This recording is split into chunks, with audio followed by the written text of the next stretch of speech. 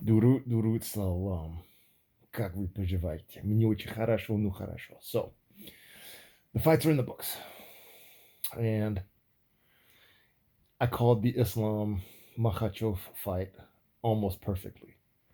Instead of wrapping the waist and doing a sweep, he went for Morotegari and then did Morotegari to Udegarami, which I called.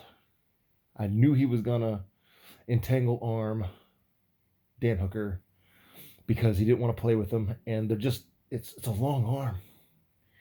Anytime, anytime you're grappling with somebody who has significantly longer arms than you, or just long arms in general, go for the entangled arm immediately. Immediately. It pisses them off, and it's a really, really, really quick lever because it's a long lever, and anytime you move the arm a little bit, that's a lot of movement on the rotator cuff because it's a long arm, big lever. So anyway, I just knew Islam was going to be smart enough to just be like, yeah, I am tying up this haymaker quick, and and uh and then he, the complete smish game plan, and yeah. Um,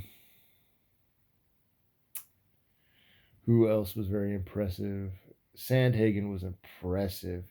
He cleaned up a lot of his bullshit, dude. Sandhagen, from fight to fight, got so much. Like the last time I seen somebody get this good, this much better fight to fight was just engaging, and that was very, very impressive. Unkalaev was very, very impressive. Just the mastery and control of tempo was what I thought. What I didn't realize until I saw the fight was Ankalaev throws beams of light. When he wants to, he can jab as quick as the speed of light. And he changes the speeds. It's subtle, but he changes the speeds enough. He lulls you to sleep. You think that you can see him coming, you know, Uzdemir. You think you can see it coming. You feel like you're in the flow of the fight, and then boom, you're hit by something invisible. Но бокс Онколаев, значит, отлично. Отлично. Молодец, молодец, Магомед, молодец.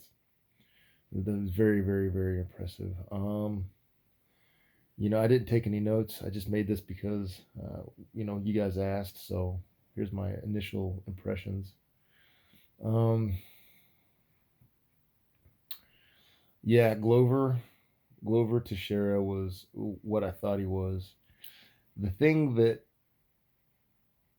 Błachowicz, sorry, his name is Błachowicz, I think is actually how they say it in Poland, but Błachowicz, he he got caught up early, and he didn't look like he had the motor that he usually has, but that's probably because Teixeira smothered him, and it was a masterful job.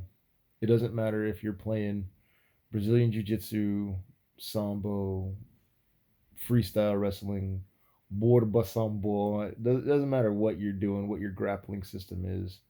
If you smother someone like that, you're gonna win. And every grappling system on the planet will say, "Oh yeah, that's our game." Jiu-jitsu would be like, "Yeah, that's just good jiu-jitsu." Sambo would be like, "That's just good sambo." That doesn't matter. The judo, if you're a judoka, that's just good niwaza. It's just good niwaza. Um, and then Hamzat, that he went down quicker than I thought he was.